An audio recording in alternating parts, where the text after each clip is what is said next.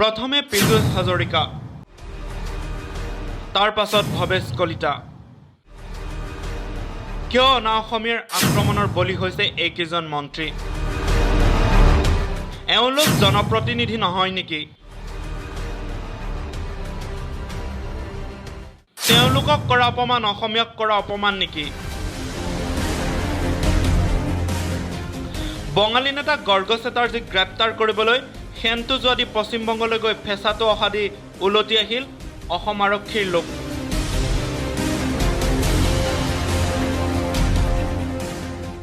অসমীয়া ইমানেই দুৰ্বল নে?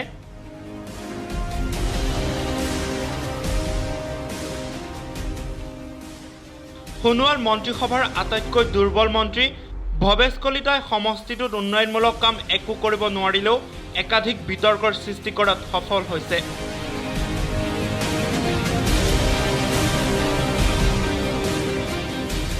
যোৱা কিছুদিনৰ আগতে বঙালীসকলক উদ্দেশ্যি অশ্লীল গালিগালাজ কৰা বুলি অসমৰ এটা ৱেব চেনেলত বাতৰি পৰিৱেশন কৰিছিল। এই বাতৰিৰ প্ৰতিক্ৰিয়াই তৎকালে স্পৰ্শ কৰিলে পশ্চিমবংগক।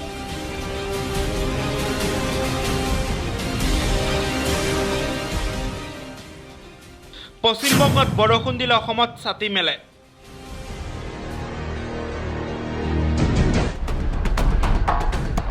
অসমত থাকি অসমৰ বায়ু পানী সেৱন কৰি অসমীয়াক লুটি পুটি খোৱা বঙালীয়ে ষড়যন্ত্ৰমূলকভাৱে অসমীয়াক প্ৰতিনিয়ত আক্ৰমণৰ লক্ষ্য হিচাপে লোৱা পৰিলক্ষিত হৈছে।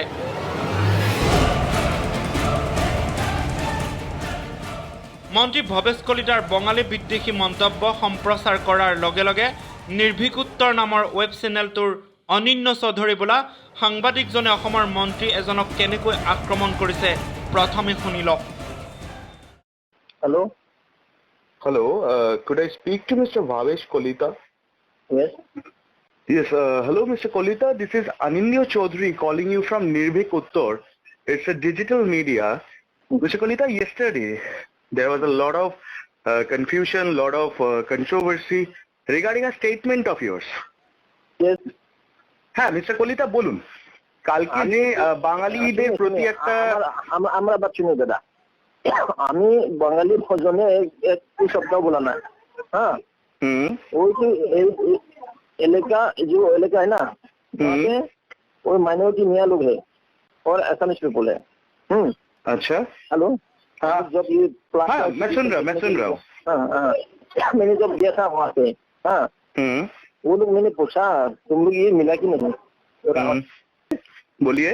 मैं बंगाली का खिलाफ कुछ शब्द नहीं बोला। मैं 1000 बार आप क्या बंगालियों से प्यार करते हैं? हाँ, ज्यादा प्यार है। आप बोलिए, आपको सुन रहे हैं, बंगाली लोग आपको सुन रहे हैं, आप बोलिए।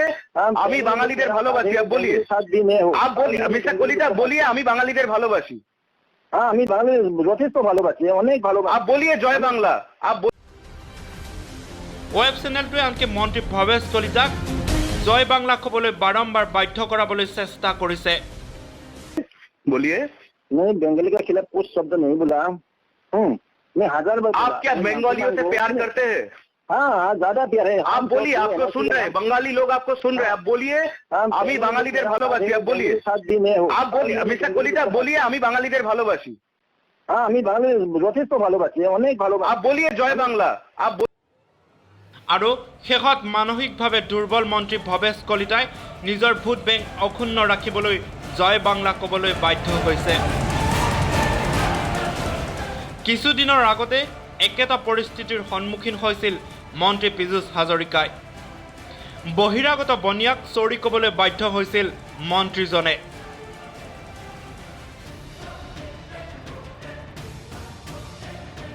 এতিয়া ৰাইজৰ মনত বহু প্ৰশ্ন জাগ্ৰত হৈছে। সঁচাকৈ আমাৰ মন্ত্ৰী বিধায়কসকল কথা কোৱাত সংযমী নহয় নেকি?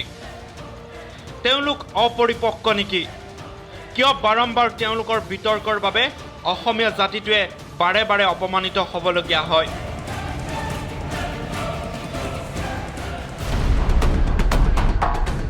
নিজক নিচিনা স্বজাতিক নিচিনি অন্যবোৰক আসনত বহুৱাই অত্যাধিক মৰম দিয়া চৰিত্ৰৰ বাবে আজি মন্ত্ৰী বিধায়কসকল অনা অসমীয়াৰ ধমক খাইছে।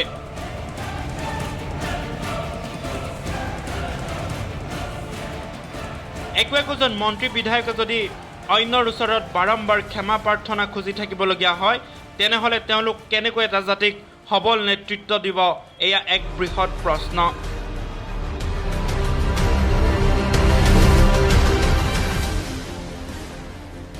বলিন ডেকাৰ ৰিপৰ্ট, ৰিপৰ্টাৰ অসম।